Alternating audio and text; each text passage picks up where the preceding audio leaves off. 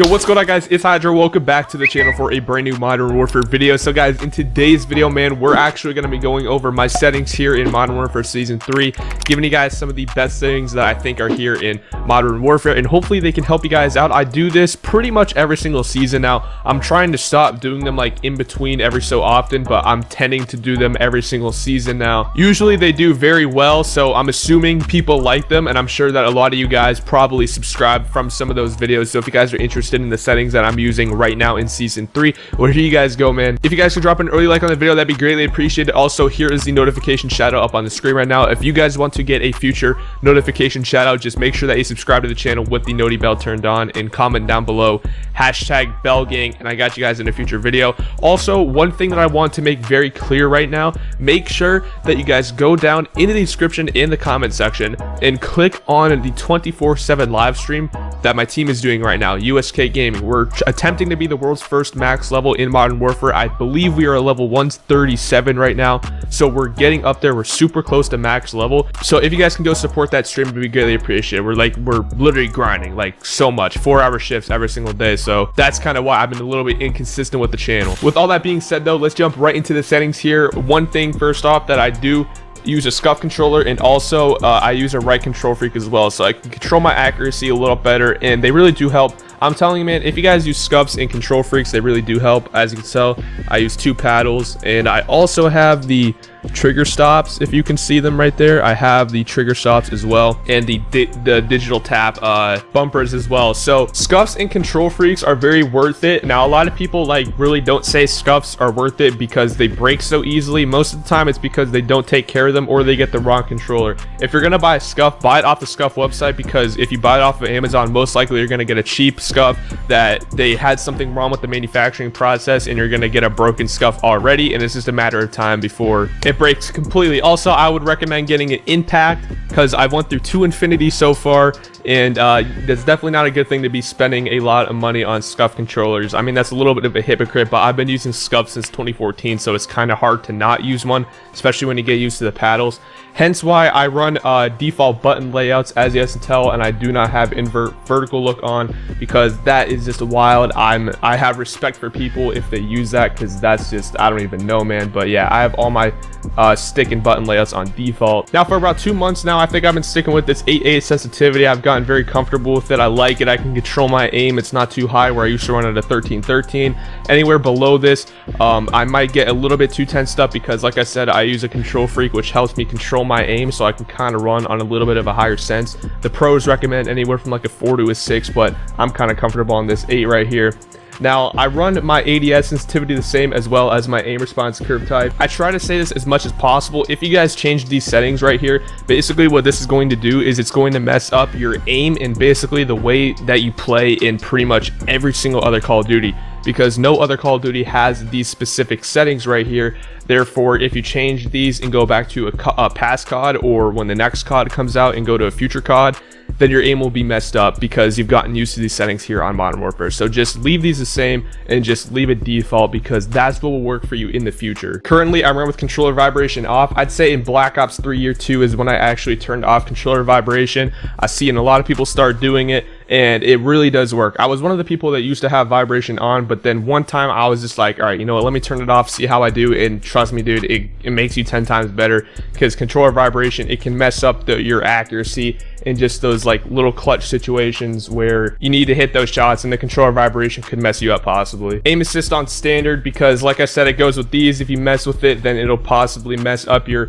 aim in every single other Call of Duty, since it doesn't have that option. Now, I'm pretty sure everything else down here is on default.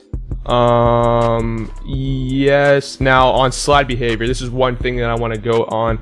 Make sure that you guys have slide behavior on tap, because you guys can slide cancel. If you guys don't know what slide cancel is, I'll leave a card up at the top of the screen right now. You guys can go check out that video, and essentially what that'll do is it'll cancel your slide, so you don't do a full slide, and basically you can have your weapon drawn as soon as you go back up in the slide. It's what all the pros use. It's not like cheating in Modern Warfare. I've seen a lot of people on my videos say that slide canceling is cheating. If it was cheating, they would have taken it out of the game, and it's what all the pros use, so it's approved by Activision. don't think it's cheating. It's approved literally by Activision because the pros use it. And then pretty much everything else is default as far as the movement settings go. Now in general settings is where a lot of people say, how does your gameplay look so nice? How does it look so crisp and clean and vibrant, like bright and stuff like that? This has nothing to do with the actual game settings. With my recording device, my Elgato software, essentially what I can do is I can mess around with the saturation, vibrance, brightness, contrast, all that stuff to make the colors look super nice. So it has nothing to do as far as your brightness or colorblind type, but I would recommend turning your film grain down to 0, because essentially what this will do is it'll create noise, as you can tell by the pictures right there. And what this will essentially do is just make your gameplay very grainy, and like it has those like black and white specs, sometimes colored specs, and it just does not look good if you have it on default, which is I'm pretty sure 25. So just turn it to 0. Now there's two things that I definitely want to go over right here. First of all, if you guys have gotten Modern Warfare recently, or you haven't done this, if you've had the game for a long time, go down here. This is the first thing that you want to do when you get the game. Turn off world motion blur and weapon motion blur.